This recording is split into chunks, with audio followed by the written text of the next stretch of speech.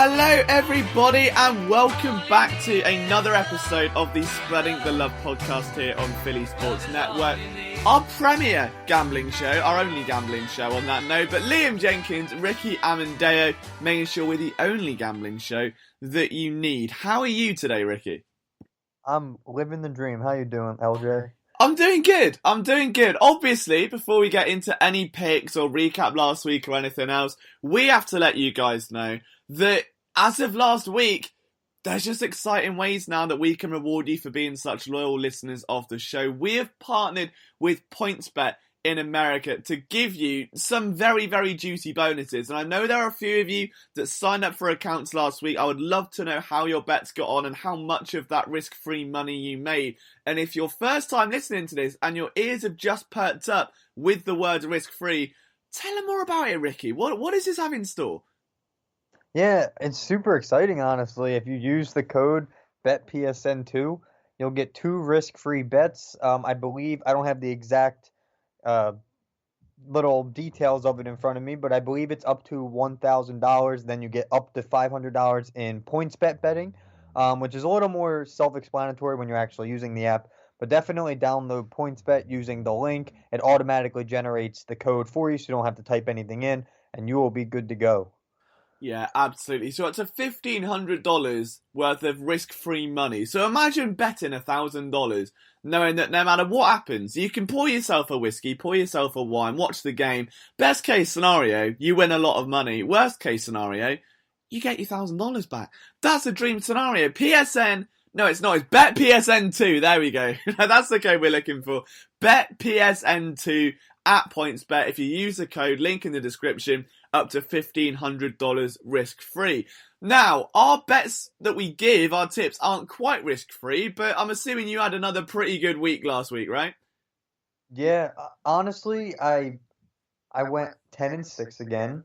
Can't complain, but as we kind of went through the midway point of the NFL season, I wanted to kind of sit back, reflect on all my picks. I went through all of my notes, did a lot of math, and if anybody saw it on Twitter, I already said this, but I am 74-38 on the year. Oh, wow. So if you're listening to me, then you are. I didn't do the math in terms of units, which I probably should have, but I've been doing a lot of schoolwork. My brain's kind of been fried, so the last thing I wanted to do was math.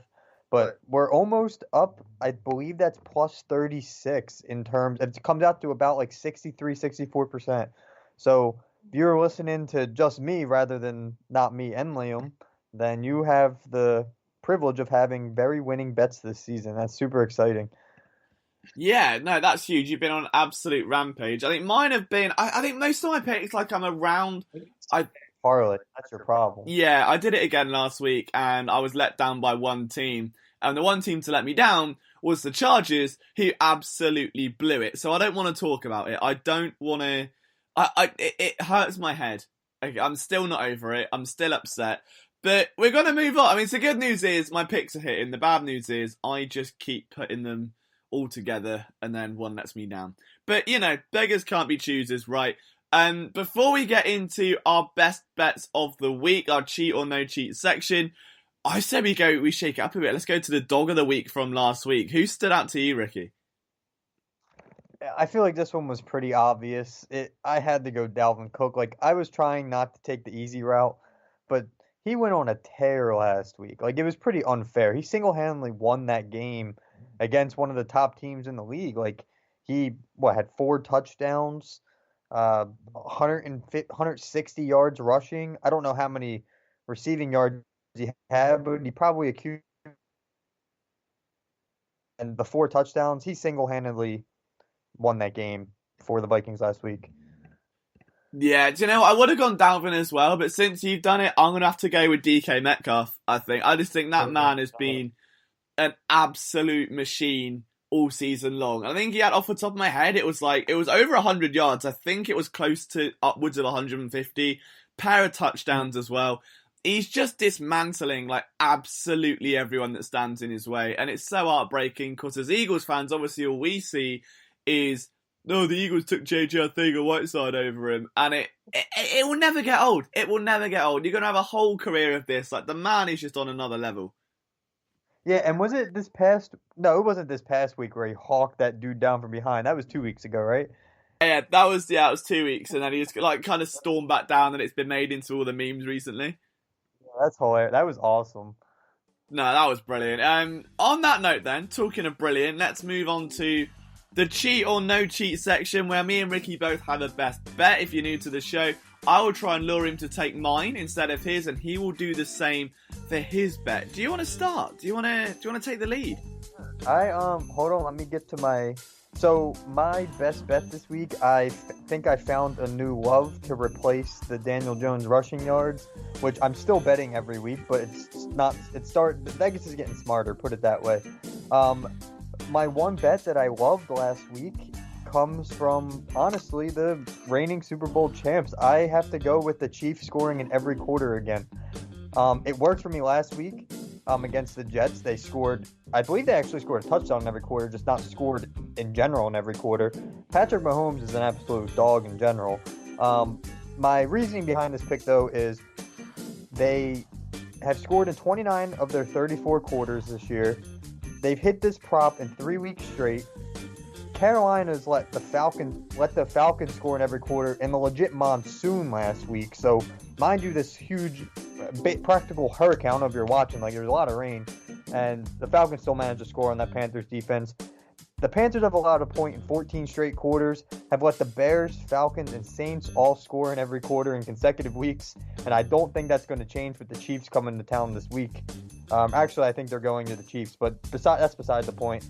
And this is a plus money play, actually. You can get the Chiefs to score in every quarter at plus 180 right now, and that's great value because I'm pretty sure it'll happen.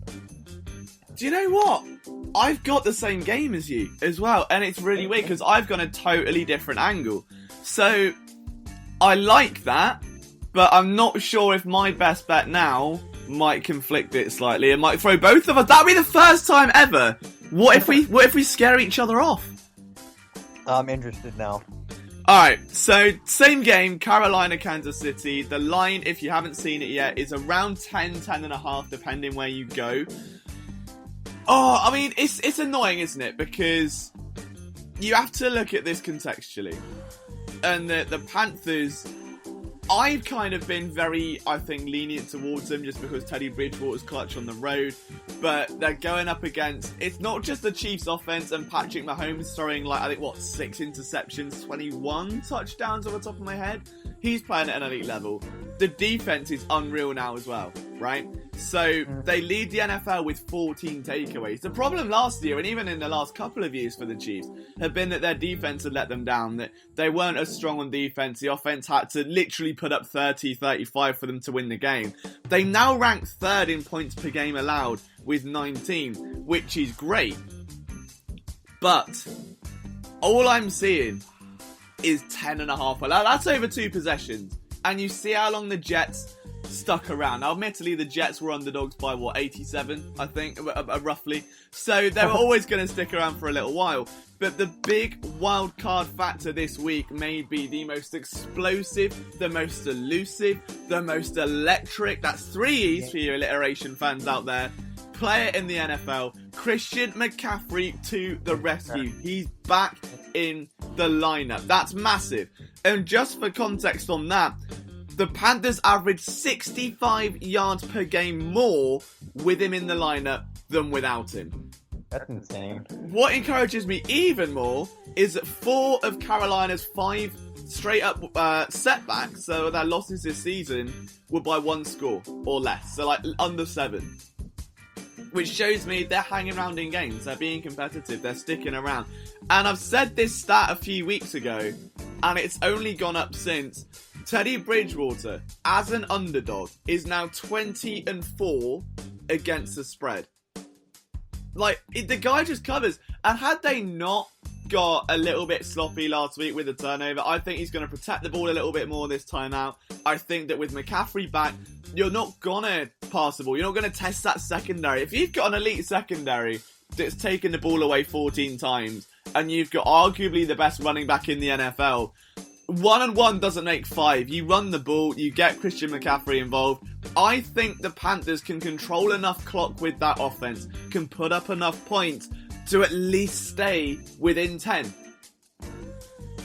Yeah, I honestly don't disagree with you. I actually had 3 total picks for this game, and I actually got the Panthers at plus 10.5, which I think I have to take the Panthers there. So I'm honestly 100% with you. I kind of was just seeing so here's kind of not to really defend my side, but to kind of add to my side is that I can't remember the exact number off the top of my head, but the Chiefs are attempting field goals and scoring touchdowns at like one of the highest rates in both of those categories in the league. So they're going to score. Like, there's no secret that the Panthers defense isn't going to really be able to contain Mahomes as well as they probably wish. So I could definitely see both of these happening if I'm being 100% honest. Like, I could see this being a pretty close game, and I'm not sure what the odds of the Panthers scoring in every quarter are, but like you said, the Chiefs defense isn't stellar. So maybe we see both teams score in all the quarters. Like, I don't know, but I could definitely see this game staying within 11, 10.5, 11, and the Chiefs scoring in all quarters, honestly. Yeah, this is intriguing. I wonder, do we team up? Do we go on a double date for the first time? Do we put both bets together? I'd be down. I think they both seem very, very feasible. Hey, I mean, with PointsBet, you could do same game parlays. There's only 2 sports books that let you do same gamers, and it's PointsBet and FanDuel. So if anybody's looking for a same game parlay, this might be the best odds you can get. You know what's really annoying me now? That this wasn't even intentional. Like, we could have genuinely structured this. We could have put time and effort into doing this to do some massive PointsBet promotion. And instead, we've just accidentally gone for the same pick and gone, oh wait, hang on, this kind of works. Keeping it natural. Yeah, that's it. It's just that natural synergy. So if you want to bet that parlay, or you want to take it's not even a risk, it'd be risk-free. That's even better. Just whack them all in, up to $1,000. If it loses, you get your money back. There's nothing to lose. So, best case scenario, you're getting absolute stonks from me and Ricky on the ultimate wholesome parlay. Worst case, money back. Bet PSN2 is the code at PointsBet. Let's get into the games then. Let's get into the rest of the NFL slate this Sunday, one where the Eagles aren't on, so that's a little bit upsetting. But there's plenty of entertainment, and a game that broke my heart to try and get a pick out of was Seattle and Buffalo, because I've been a fan of the Buffalo Bills all season in terms of betting them. They've been sloppy recently. I like what DK Metcalf's doing. The Bills haven't covered any of their last 4 games, which explains why my parlays keep losing. I can't lie. And then there was this, the game against the Patriots where they probably should have lost if Cam Newton didn't fumble it last week. Like, they weren't going to win that game until that moment. The Seahawks are 9-0 straight up. They're 7-1-1 against the spread in their last 9 games on the Eastern time zone, which is, I think, eyebrow raising, because they're clearly clocked into playing better on the road right now. They also get Jamal Adams back. They're also going to get Carlos Dunlap back. And I think there's a chance for a double here, like a single game parlay, if you will, with PointsBet. The over is 6-0 in the last 6 meetings between these teams.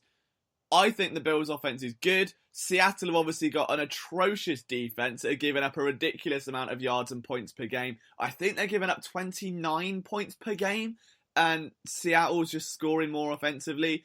The Bills' defense will be alright, but it's Russell Wilson, it's DK Metcalf. I think the over sails, and you could probably take Seattle and the over and get yourself some nice value. Yeah, I was actually thinking along the same route. I really wanted to take Seahawks minus 2.5 here. But I was like, it's really not worth it, because like I always say, you never want to bet scared, and I would be betting scared by doing that. So I was looking directly to that total because it looked very enticing. With you there. I mean, like you were saying, a date with DK Metcalf and Russell Wilson, that's awful for a Buffalo secondary that is, I believe, 2 of their starters are injured, actually. I remember seeing that somewhere, but I honestly don't remember who. So that's really bad note-taking on my part. But beside the fact, Buffalo's not been able to hold down the fort defensively late in games this year either. They've allowed the league's 5th highest points against in the second half. And last week, New England's, I want to say, terrible offense, they even scored 15 second-half points in really bad conditions, and they probably should have scored some more. the Bills haven't held an opponent scoreless in the third or fourth quarter at home this year, and that includes a game against the Jets. Um, and not surprisingly, Seattle ranks first in the league in second half points this year, which scoring 19 in the second half. So I'm pretty sure if you haven't been able to tell, I'm really leaning toward the second half over specifically. If Buffalo can hang in this game, this second half over could be wide open. They usually aren't released until like Sunday morning or Saturday night, so I'm not sure of what it's at, but the total is at 53, and I'm imagining it's probably like 26 and 26, 26 and a half, 26 and a half. So if you can get that second half over at 26, slam that over for the second half specifically, but I think the over in the entire game will hit as well. Yeah, I think the general consensus is definitely going to Yeah. be that it's a points fest, and I like the idea of the second half, especially if Buffalo go into halftime with a narrow lead or one score. Yeah, 100%. I would bet that. I would slam that live if that was the case. Yeah, if Seattle lead going into it, I would maybe think twice.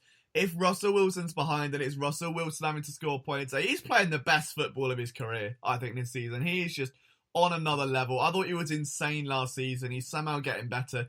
I don't think he's regressed in the last five. Like, since that, maybe 2 years after the Super Bowl? What would have been that? Would have been 2016, I think. The one where they lost and everyone was like, oh, well, Wilson's got to go. They've got to rebuild the team. And everyone was doubting Russell Wilson all of a sudden. Since that season, he's been unbelievable. He is easily probably the most underrated quarterback, honestly. Just he's never had an MVP vote, right? Just a vote in general, right? Like that's baffling to me because he's so consistent. So I don't know. I think Seattle pulls this one off. I just don't want to bet scared. So I was instantly going to that total. But Russell Wilson could probably be the dog of the week every week this year. Yeah, no, I'm in 100% agreement with that one. So we're on the right lines for 2 games so far then. I wonder where we sit on this one. Denver +4 against the Falcons. I'll go to you first because I took the lead on the last one. And you didn't seem too confident with this one. There's a couple of games that I really don't want to bet at all, and this is one of them.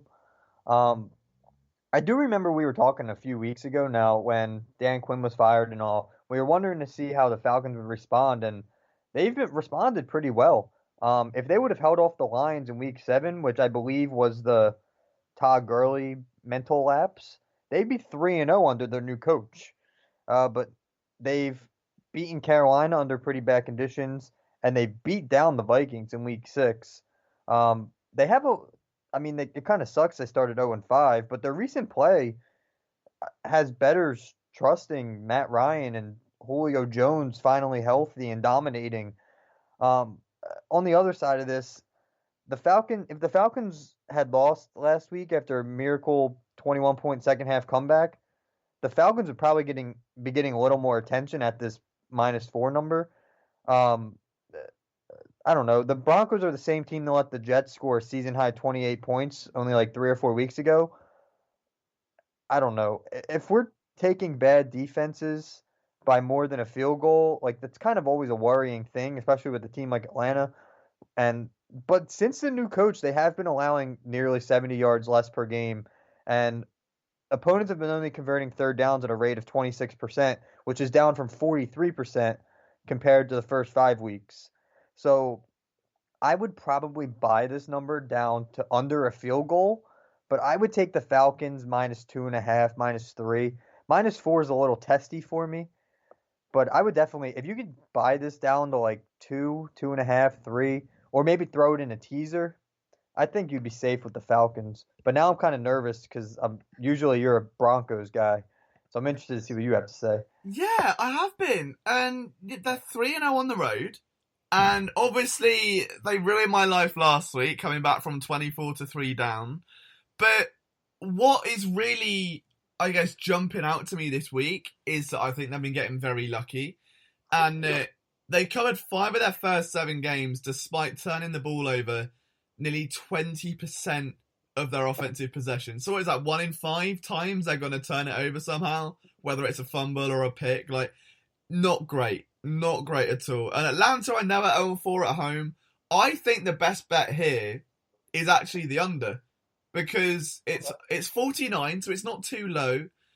Only 29% of public money is on it, so there's value there if you're a contrarian better and you like knowing you're going against the grain a little bit, which I think we all do. We all like thinking we've got some value that other people haven't maybe seen and jumped at, and this is definitely one of those picks. So you've got an offense that is constantly turning the ball over. You've got a Denver defense that's very good, and two dreadful teams, really. So I think that Denver's that title's probably been inflated by Denver randomly scoring 31 points last week, which wouldn't have happened considering they were being blown out. Like, not that doesn't happen regularly. So I would take the under here. I think that'll be my bet I look to. Yeah, I honestly, I was, I don't know. I got scared with the total, uh, for the reasons you said, but I wouldn't disagree that this may be a low-scoring game. I still feel that the Falcons should win this game, but because I'm saying should, that's the part that scares me, which is why I don't want to bet this game at all. But if I had to choose, I'm with you. I don't disagree with that under idea. I could totally see uh like something really ugly, like a 24 or 21, like 13 or something stupid, 17, 13, something stupid. So I'm with you there. Don't disagree. I would just avoid this game at all costs, honestly. Yeah, there are definitely more appealing bets, and one of them I think is this next game, Chicago plus 6.5 at Tennessee. I really, really like the Titans here. And I know you said to me before the show you were looking at players that are out. Have you seen what's left of Chicago's offensive line? I honestly have not, and I was wondering why this line. Okay, so it makes a lot more sense that you say that. Put it that way. Okay, So their go right ahead. tackle, Bobby Massey's injured. Cody Whitehead's out, their centre, who's one of the better centres in the league, in my opinion. Jason Spriggs is out with COVID, and their right guard, Jermaine Ifedi, is probably out too because he was identified as a high risk in their contact tracing thing because he was in contact with Jason Spriggs. So that's already what, one, two, three. That's four, and then I think they lost another lineman like a few weeks back as well. So already you've got an ailing Chicago offense that doesn't have a lot of playmakers, that's debating putting Trubisky back in, where Foles is struggling. Chicago's not great. Their defense is brilliant. I love the Chicago defense. They're sixth in DVOA, which is sort of like the go-to stat for bettors outside of yards per play. And they're first in both third down and red zone success rate. The Titans' defense is terrible. So you'd like to think, all right, well, that favours Chicago. But if Chicago can't move the ball and Derrick Henry just exists, are Chicago going to be able to keep up? Because I don't. The only thing that swings this back in favour to me for Chicago is that the Titans' defense on third down are having the worst success rate of any team through 7 games in the last 30 years.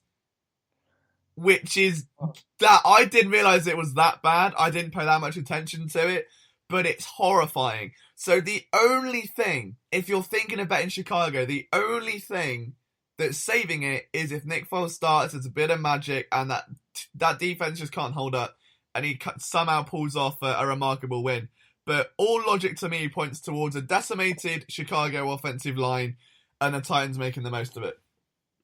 Yeah, I kind of like how you were mentioning. Chicago is ranked sixth in DVOA, and they're taking on a Titans squad that's coming off a 20-point performance, and they put up 24 points against Pittsburgh. So uh, after kind of looking at that, I was like, I don't know what to do here. I don't. This is another game I'm not really encouraged or gonna plan on having fun watching. But the Bears rarely cash the over, and this week's total at 46.5 is actually their highest of the season.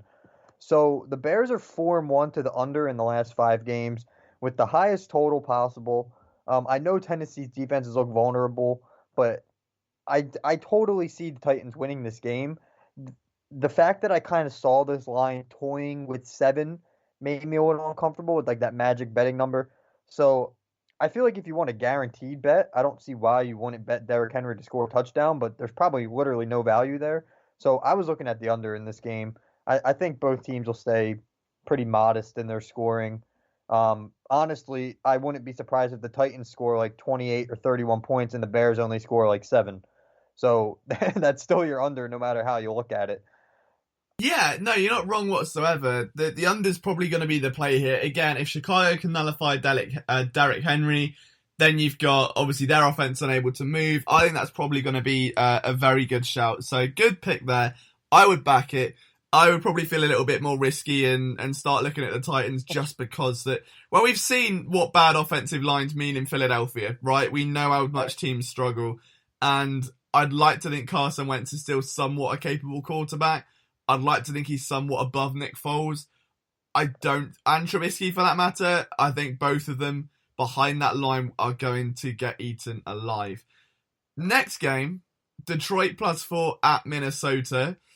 It's a big game, really, this one, because many people thought that Minnesota threw in the towel after trading away a certain defensive end who we shan't mention because Eagles fans will get a little bit upset about it. But they ended up somehow pulling off a very big result. Are they going to do the same against Detroit? I need to hear your side here because I have some notes written down, and this is another one I have absolutely no idea. I was a little more confident in the Lions with the points, but I think there's like a 95% chance Matt Stafford doesn't play. So now I need to hear your side of it first. Yeah, if Stafford plays, then I'm taking a Detroit team that's been slapped up by the Colts and made to look a bit silly, who are facing a Vikings team probably in a bit of a letdown spot after Green Bay. Like, you win a divisional game that big when no one expected you to is a letdown spot. They're 0-2 when favoured this season. The Lions are 3-1 on the road. To me, I would go Detroit over a field goal against Minnesota. Wind probably going to play a bit of a role as well. I don't know if I bother if Stafford's out, but it's going to be one of those where we don't probably know until game time. Yeah, I think I saw that he has to pass a COVID test Saturday and Sunday. He's not planning on leaving with the team for obvious reasons, but if he can pass it, then they're gonna rush him there and just throw him in. But yeah, I don't know how I feel about this. If Stafford's not in, I really don't know. The Vikings are 5-0 straight up against the spread, and they've won. I mean, against Detroit rather. The Vikings are 5-0 straight up and against the spread, and they've won those games by an average of 13 points. That's the part that's throwing me off. But as bad as the record is, the Vikings have actually covered in 4 of their past 5 games. So I don't know. I don't. It's weird. But you're right. That letdown spot's just sitting, waiting to happen. Yeah, I'd probably avoid it if I'd like to, if I'm betting every game, then I'll make a selection. I'd go with Detroit if Stafford's there. But it's a train wreck of a game. It's very much like New York, Washington, where there's no value for you as a bettor. There's no clear one-sided winner here. It could go either way, and both teams are either going to shut their season or reignite it. Like, there's nothing really to entice a bettor to actually take a punt on that game. Yeah, I'm with you. I just don't. I don't think anybody should put any type of bets in this at all. Which is a lot coming from you, who can somehow, decipher the matrix of every game and find prop value where no one else seems to look. So for you to fully pass on that, I think reaffirms my opinion. Yeah, I don't know. We managed to start with the games that I had no interest in, so I promise if you're listening, I'm not this pessimistic about the rest of the games. I actually have multiple bets for most of the remaining games. So I think once we move on from here, I think this will be a lot more interesting for me at least. But yeah, that game I have literally zero interest in watching or betting. All right, so what about Baltimore, Indianapolis then? Very, very, very tight spread there. Baltimore only favoured by a point, despite... Yeah, I think in terms of reputations, that the Colts aren't normally mentioned in the same breath as Baltimore. I think defensively is where Indianapolis sort of come alive. Phillip Rivers has had a couple of good games in a row now, back-to-back. The Colts have a decent running game. We saw the acrobatic touchdown celebration last week. I think we were all a big fan of that. They're also second in yards per rush and 5th in DVOA. So I like that. But I don't know that the Ravens have got averaging 179 rushing yards per game against a number 2 rushing defense. Okay, so you've got elite Ravens rushing attack, elite Colts rushing defense, which is going to force Lamar Jackson to throw. And the big thing has been Lamar isn't as good this year for whatever reason. Just isn't as good. Like, he's still okay. He's getting the job done, but he's not elite. He's not MVP. He's not game changer anymore. So if you can force Lamar Jackson to throw, and that defense can just give Phillip Rivers a shot, I don't think I would pick the Colts. I would be sat on the edge of my seat the entire game. I'd lean more towards the under. Yeah, I don't disagree with you there. I was actually, I was looking at the under. See, like when I originally saw this line, I was like, why is it so close? And then I realized like everything going on with that entire Ravens team and everything that you talked about. So I was definitely looking at that under, but I was also looking at a very interesting prop that I think if we would say at the beginning of the season that no one would believe me with this, but I'm taking Lamar Jackson to throw an interception, which is plus 105 actually. So you're getting some good value there. He's thrown an interception, 4 interceptions over his last 4 games. Like you said, hasn't looked the same. Won't have a starting left tackle. Indianapolis is picking off nearly 2 passes a game, and they forced an interception in 6 straight games. I think Lamar's going to be under pressure, like you're saying. He's not going to be able to run much. They're going to make him throw. I'm waiting for Lamar just to throw that interception at least once. He threw 2 against Pittsburgh last week, and I think they were ranked 6, I believe, in pass defense, and Indianapolis is ranked 4 in pass defense. So I think it's bound to happen. So I'm surprised it's that good of value. So you should hop on that while you can, in my opinion. Yeah, no, that's a very, very good shout. I think it's just, I don't know what it is. And I've watched it and I can't quite work out what's different. And whether it's just defense is trying to confuse them a bit more and maybe disguise their looks a little bit so it's not... Like, if you almost allow him that breathing room to rush and force him to step back and pass and give him that temptation, then I don't want to buy into that thing when he came out of college that he just isn't a good quarterback in comparison to what he is as a runner. But in comparison to what we're seeing last year, it is very much night and day. Yeah, it's very interesting. I don't know. I may not know much, but all I do know is he is throwing interceptions Sunday. I should have made that my cheat or no cheat, honestly. But I'm 99% confident he'll throw one. All right, so the next game, I really, really like a team here. And if you like it, you've got to get on it quickly because this value is going to drop like a brick. Houston, -7 at Jacksonville. The Jags, they're starting Jake Luton at quarterback. You're about to tell me that. Yeah, no, he's a 6th. What? Oh no, have you bet Jacksonville? No, you were kind of breaking up, so I thought it was my I was about to talk, so it kind of lost you for a second there. Oh, sorry, no. That's the beauty of modern communication, right? But yeah, they're starting Jake Luton at QB, so make of that what you will. 6th round pick, like, I mean, even if it was Gardner Minshew, would we really expect Jacksonville to hang in there? The Texans, I mean, we've said this all season, though, that the Texans, yes, they're bad, then they fired Bill O'Brien, but of the games they've lost, Ravens, Chiefs, Steelers, Packers, Titans, the only one that's a bit like, oh, you should have probably done better there, was the Vikings. Outside of that, they've lost to really, really good teams. So they now face a Jags defense that ranks dead last in DVOA, 31st in yards per play, and a 6th round pick at quarterback. We saw what Ben DiNucci did or really didn't do with the Cowboys as a UDFA. No off-season, no training camp, no preseason. If you want Houston, if you want that value, get it now because that's only going up. That's going to be 9-10 points, I think, by Sunday. Yeah, I'm with you there. I don't know what was happening, but it kept like breaking up. So I'm not sure so much of what you said, but in essence, I probably agree with almost everything you said.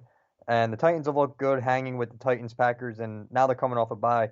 Take Houston like all the way with the points. You could even look at the under, honestly. I feel like you'd be safe. I believe it was up to like 52 or 53, but Houston touchdown and under should be a lock. Just going on my bookmaker now and looking, they're down to -6.5 on it. So there's so that might be a lump job. That's verging on best bet territory. Like, anytime you don't need that much analysis, you just go, right, this guy's playing, that guy's bad, defense is terrible, bang, pick. I think, to me, that's too obvious. I don't know how it's only 6.5. I feel like I'm missing something here. Yeah, I don't know. Now I'm scared, but I'm still probably gonna. Might not be dog on the counter, but it's pretty close. It might be cat on the counter. Yeah, I was gonna say, I think I'm gonna just take Noah's Ark down there at this point. Put all the animals on. I really like that. I really, really like that. Conversely, though, one game I really don't like is the Giants at Washington, and I know I hinted at this earlier. I just don't understand where, as a bettor, you're going to get value from this game. Because you might think, all right, Washington are probably the best team in the division, which isn't saying much, but it's right to say. And then you have the Giants, who almost beat the Bucs, and then Daniel Jones went from being a great game to really mediocre, picked up a great final drive, and then obviously the PI at the end really didn't help. But the Giants have lost by 3, won by 1, lost by 1, and lost by 2 in their last few games. I think they hang. Like, that's all within one score. It's all within a field goal. There is no way there is... if you want to take value, I guess Giants plus 2.5, but I don't like it. I really don't like it. I got one for you. Ready? Is it Daniel Jones rushing yards?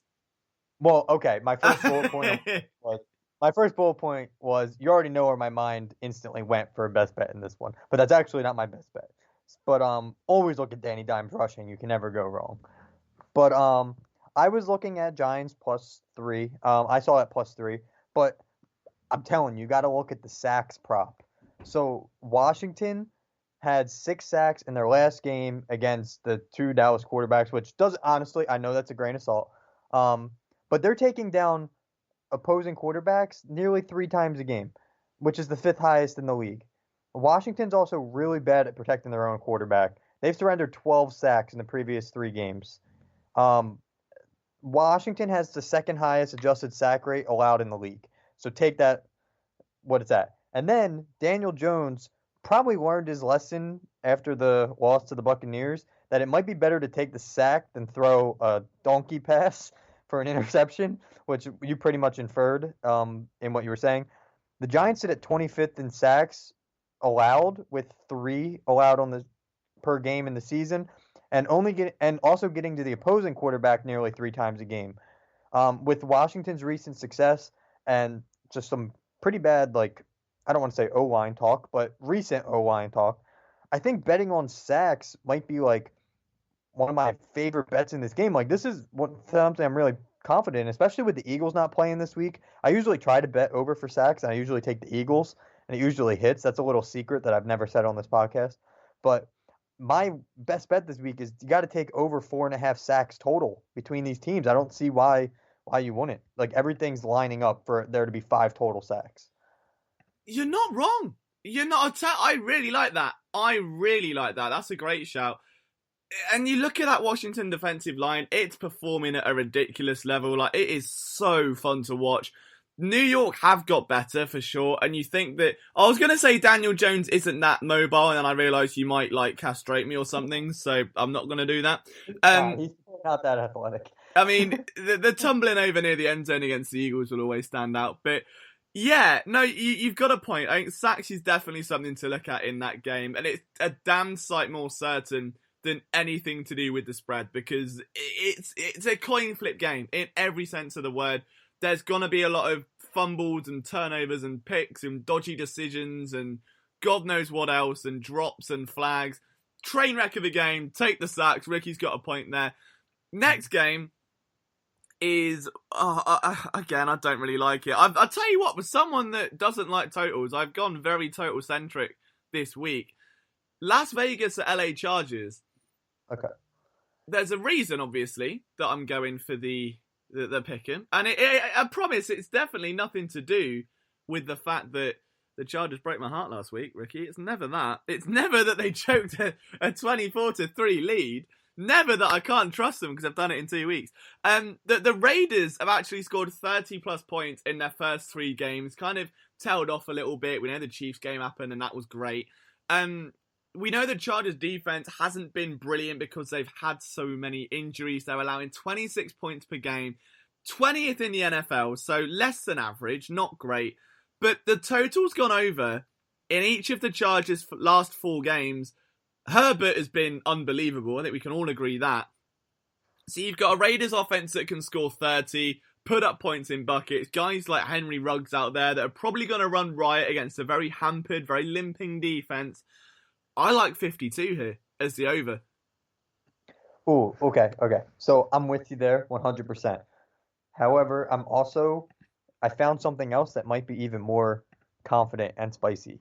So, like you said, the Chargers have just choked what is it? They've set like the record for like most consecutive games choked when they have like a 14-point lead or whatever it is. Oh, it's like 50 Shades of Grey at this point, mate. It's really bad. It's really bad.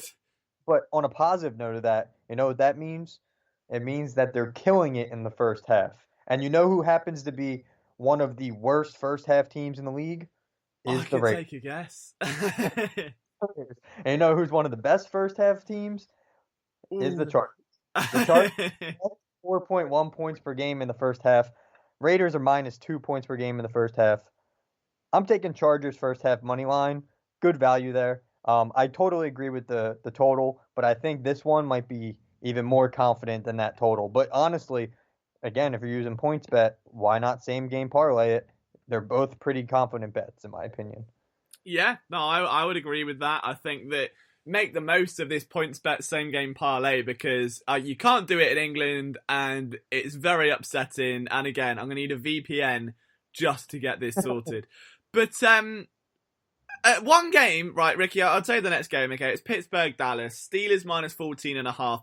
I've got one note written down for this, just the one. Normally I've got a little paragraph, I've got some stats, I've got the recent records against the same team and that sort of thing. I've got literally one note that just says Pittsburgh minus 14.5. So, yeah, I don't know. This game is like...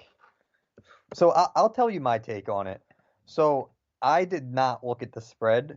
I totally see why you would bet the spread. And now they have, who is it? Garrett Gilbert or Gilbert Garrett? Whatever his name is. Yeah, XFL stud, yeah. Whoever it is. Dallas is, I honestly, as much as I hate them, I do kind of feel bad. But I was looking a different route here. So Big Ben has only gone over 240 passing yards once in his last 5 games, and he only had 182 last week against the Ravens. I'm not going to sit here and say that the Dallas defense is the Ravens defense, but Dallas's defense, their secondary is honestly not as bad statistically as you would think. They've only let up 156 yards per game in the past 3 weeks, and that moved them into the top 7 for passing yards against, which is an average of 214 a game. So with Big Ben not throwing for a ton of yards this year, Dallas's secondary that was honestly one of the most baffling things I've read, if I'm being honest. Yeah. And then also the script probably is going to flip to Dallas being down big, so Pittsburgh's probably going to run the ball. And Big Ben's passing total sitting at 272. I'm taking the under Big Ben under 272 passing yards. If you're looking for a prop. You're a sneaky man, aren't you? You're a sneaky man. I like it. I really like it. But I think that Dallas is just going to fall apart week by week now. It's hard. I mean, I like Garrett Gilbert. I remember I was a big fan of the AAF and the XFL, both of those leagues. I think Gilbert was fun to watch, when he was there, and he looked pretty good. Is he going to be an NFL quarterback? Probably not. Not straight away. I can't see him hanging. I really can't see, and especially with that defense, that is a trial by fire if you've ever seen it. So Big Ben, and not even in a the Dallas secondary is actually quite impressive and Big Ben might be a little bit off against it. But just from a perspective of, I don't think you need to do much. Like, let's not forget, Ricky, that going into that Eagles game, Dallas had allowed more rushing yards per game than any other team. Now, blame Doug Peterson for not rushing the ball despite being down 3 points and when the score's tied and when they're winning. When Boston Scott was averaging like 10 yards a carry on his first 4 carries. Ignore that. The proof was in the pudding. That even Boston Scott behind that O-line put up 40 yards on about 4 carries. That O-line is gonna rip through Dallas. Like there is no way it doesn't. And all it takes is a quick 2.5 possession lead, maybe up to the 50. Ben's not going to have to throw. He's not going to need to. Like, you can just run the ball, little screens. Like, there won't be a need to go for those chunk plays and to get everything underneath because you just run it round him. And I can see that happening. So, as much as that even further correlates your point, like, you don't even need that level on it. It's just that Dallas can't stop the run. And I don't think Big Ben will even need to pass because there's no offense on the other side. Oh, the one thing I did forget to mention that just literally feeds into our point more is that the Cowboys aren't going to have literally any offense Sunday because Zeke is not traveling with them. Wow, okay. So there is... I got... Yeah, that I forgot to... You know how I said I was looking at people that were going to be out and stuff? Zeke is planning not to play on Sunday. Or they're planning to play without Zeke on Sunday. I don't remember why. I'm going to try to find it real quick. But, yeah, so that's just, they're not going to have an offense. So, Cowboys are preparing to be without running back Ezekiel Elliott on Sunday due to hamstring. They elevated a fullback that I'm not even going to try to say his name, and Rico Dodal. So, there you go. Zeke's probably not playing. As you can see there, Ricky, great fans of both players, and if he's not happy with them, then I mean... All right, let's move on to a very fun, very tense matchup, one that I'm sure has divided you as much as it has me. Miami at Arizona. Arizona minus 4.5. And I know he's going to be listening to this podcast. My best friend is a Dolphins fan, and a pretty big one. And he listens to our podcast. He's in England, and he gives me stick every single week for not choosing the Dolphins and for sleeping on the Dolphins and for sleeping on Tua. And I did it last week. I was 50-50 with it. I was like, I wouldn't feel comfortable lumping the house, but I could see that if that cohesion hits immediately, why the Dolphins would tick on. It kind of didn't. Tua completed 12 of 22 for 4.2 yards per attempt, which wasn't brilliant. The defense won that game. I mean, just for context, right? How absurd is this? You all remember how insane that game was and how dominant it looked for the Dolphins. The Rams outgained the Dolphins 471 yards to 145.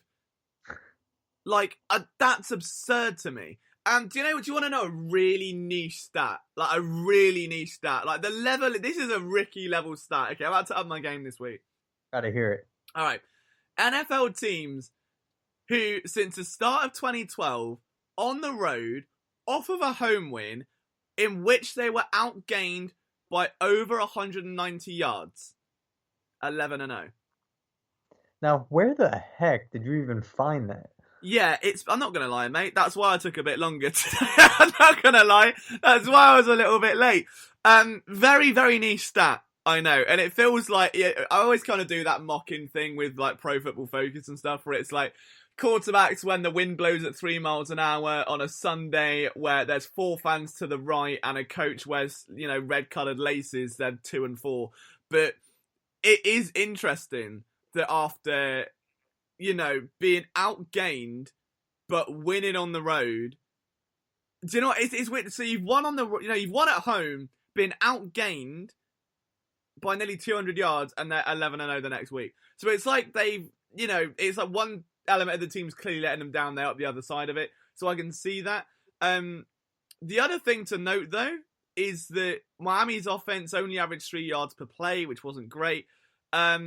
Worst rush defense in the NFL. They can't stop the run. It's a rookie QB on the road against a rested Kyler Murray. Arizona are a chunk play offense. I think they'd be able to hang against the Dolphins. am I confident in Kyler and the Cardinals, who I've been riding all season long? That's been like my Liam go-to safe bet. I don't know. Again, I'll be more inclined to take the points here. And for the sake of... I'm going to risk it. I'm going to go with the Dolphins. I think I'm going to go with the Dolphins. That stat to me is too lopsidedly good to not give that a shot. Yeah, I honestly, again, for not going to repeat everything you said, but the Dolphins, like, have been a somewhat of a, like, I actually saw something the other day. Honestly, it may have been like something stupid on Snapchat, like one of those NFL Snapchat stories. But the Dolphins have like a 50 or 52% chance to make the playoffs, like, which is probably one of the bigger surprises of the entire season, I'd say. Like, and like you like, for the sake of your friend who's going to be listening to this, I'm a huge Tua fan as well. I think he's gonna pan out. It's gonna take a little bit, but he's gonna be. I'm a Tua fanboy. So I didn't want to bet against the Dolphins here. I know they may have eked out that win due to their defense and special teams. I don't know. I would reluctantly take the Cardinals here, but my more confident best bets would be obviously props because that's the Ricky way. So never fail to look at DeAndre Hopkins for his receptions or yards and go over. But my best bet this week is actually very interesting and something I don't normally do, and it's taking an under for a prop. So if we flash back to when the Cardinals played the Seahawks, Patrick Peterson is so good on defense that Russell Wilson didn't even look at him when he was covering DK. DK had his worst performance. He had 2 receptions for 23 yards when Patrick Peterson was on him. And that's why Tyler Lockett had such a big week that week. He had 15 receptions, 200 yards, 3 touchdowns because Russell Wilson was not even touching Patrick Peterson in any capacity. Tua is obviously not Russell Wilson, and Devontae Parker's probably going to be catching Peterson's attention. And I was so surprised when I saw Devontae Parker's receiving yards at 60.5. I'm taking that under 60.5 receiving yards all day because of all of that. And Tua's, I'm just going to leave it at that. I won't even go into too much about Tua because I could ramble a lot more. But Devontae Parker under 60.5 receiving yards. I rate that a lot, especially with that secondary. Yeah, I can see that happening. I would probably lean a bit more to your pick than mine, but I just think for the sake of... It was almost like I would rather lose money than dignity at this point, just to stop being blasted in group chats after every episode of the podcast. So I'm gonna go against my better judgment, and I'm gonna ride that, whatever absurd stat that was. And honestly, because there's a big spreadsheet I downloaded like a couple years ago that gets updated, and you can it's sort of like StatHead. If you use that, you can kind of dig deep with it, but more betting. And it's just a nightmare. And you just kind of piece the weirdest trends together. One game you won't have to do that for, though, I think, is New Orleans against the Bucks. Saints +5. +5 against Tampa Bay. But again, I'm riding a total. 50.5, to me, I think is genius. Because Michael Thomas is probably going to be back. We all know he's one of the best slant receivers in the... I couldn't resist. One of the best slant receivers in the NFL. Saints, believe it or not, have won 4 straight, which, just to go back to week 1, do you remember the first podcast we did where I was like, in the first 3 games, the Saints are like 6-87 or something stupid. Yeah. Then the last 8, they're mental. It's happened again. Like, they were really bad to start the season, 4 straight since. So, like, that trend is, I don't know why it happens every year, but it does. They're a good bet on the road. With Drew Brees having all of his weapons back, I don't think his arm will be much of a concern, at least as it once was. The Bucks are on a short week. They're emotionally charged after what happened on Monday night. I can just see it being a bit of a letdown spot, but the over is 7-0 for the Saints this season and 5-3 for the Bucks. So 2 high-powered offenses, 1 very good defense that might be negated by a very, very good offense now it's back to full strength. I think 50 points is a little bit too low here. Yeah, I actually had the same exact bet. I actually have a little more faith in the Bucks than I think you do. I I think the Bucks could probably pull this one out. I'm not confident enough to bet that, especially when they're favorites.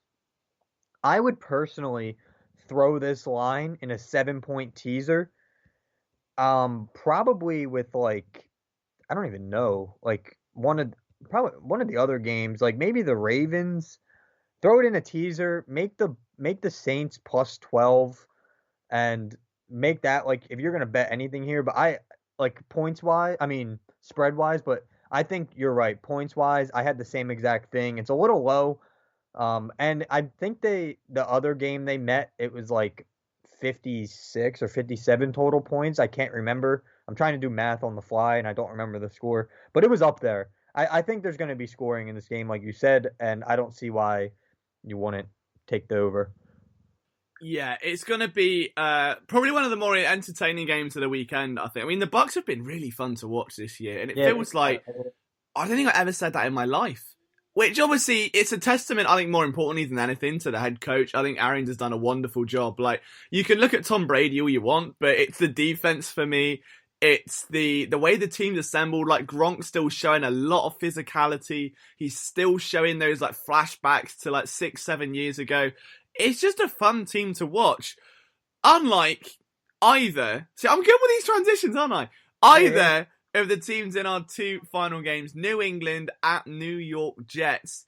New England favoured by 8.5, and this is another one I would say get on it very, very quickly, because I don't think... I'm going to have to double check this now, because I don't think it's going to stay there for long. Yeah, because that's already moved, because I did these notes yesterday, and it was at 7.5. So you just said 8.5. So that's going to go up more, because I think Sam Darnold's out this week again. Yep, Joe Flacco. Oh, my boy Joe Flacco. He only needs 108 passing yards to pass Joe Montana. Do you know that? That sounds pretty elite, if you ask me. So what you're saying is you're back in the Jets, right? No. But I saw that on Twitter, and I had to bring it up, because I find it so funny how people bring those stats up. But yeah, I mean, I think stats are one of those things where they should... they should help tell a story, not be the story, is what I've always used them as, right? Like, they should aid what you're saying. That's a good way to... Yeah, like for instance, with me and that stupid Miami one, if I just went with that and blindly bet it, it wouldn't make sense. But if you look at, like, the progress that was there, it was Chua's first game, the defense still stood strong, you can then start to piece together why it happened and how it's likely to improve, as opposed to just going, oh, that's blind, that's good, that's a story, the Dolphins are class. Like, it doesn't quite work that way. Did you know, though, talking of these stats, the Jets have scored 36 points in their last 5 games against the Patriots, okay? One of those scores were a touchdown. One of them. So, let's do some quick maths. 36 take away 1 is 29, which divided by 7, 14, 21. It's a lot of field goals. It's a lot of field goals, all right? Oh, are you going the same route I'm going? Because that was literally my best bet, and please tell me that was your best bet. What, does Pat's minus 8.5? Oh, no, I was going... You know how I started picking did field goals? This was my total field goals pick for that same exact reason. Ooh. Oh, my God. You're getting on my wavelength. I'm feeling it. I'm feeling that chemistry, you know. Yeah. Sorry, go ahead. I didn't mean to cut you off. No, not at all. The only other thing would be that each of the Jets' losses have been by at least 8 points. Yep. Patriots minus 8.5. Probably very upset with what happened last week in the way that they lost that game to Buffalo. So I think that the Pats win by 14, 15 points maybe here. Especially with Darnold down. I can't see them doing anything. It's just embarrassing for the Jets at this point. Just don't show up. I'll say that they're going to win now, aren't they? Honestly, you could possibly look at an under here. The under's 4-1 in the Patriots' last 5 games when they're favored, and it's 5-0 in the Jets' previous 5 games when they were an underdog, which is just their previous 5 games. The under's also 7-1 in the previous 8 meetings between these teams. So I'm not sure what it's at. It's probably low, but if it's over like 41 or 42, I'd say take the under. It couldn't hurt. Yeah, it's one of those, especially if they get out to an early lead. But there's always that hunch where the Patriots, after a game like that, will try and send a statement and just beat the living hell out of them. And then they would... 9.5. Sorry, I just opened the app and it just moved the 9.5. Oh, really? Yeah. Oh, wow. So oh, wow. Okay. This game's probably just a don't touch it at all. I don't know why this is a primetime game type game. Oh, it's 2 weeks in a row, isn't it, as well? They've had dodgy primetime games now, but... Wait, you see the Eagles and Cowboys actually had, like, one of the biggest numbers for Sunday night games? Yeah, I don't understand. I mean, how that rivalry still drew viewers in this landscape, I have no idea, but...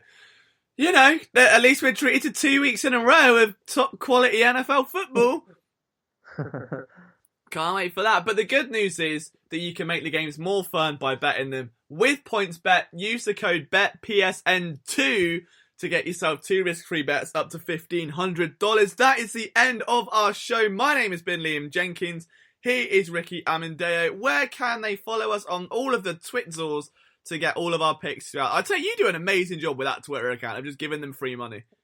Yeah, I try my best. And like I said, I was trying to kind of take a social media debrief with all of the stuff going on. There was a lot of negativity on the timeline, and I was too focused on school. So I was trying to take a little, and I study political science. So I wanted to take a deep breath from politics for a couple days. So I haven't really been giving much out this past week, but this weekend, full throttle, back and giving you picks, keeping you updated on our winners and losers, of course. I'm not going to just only post our winners.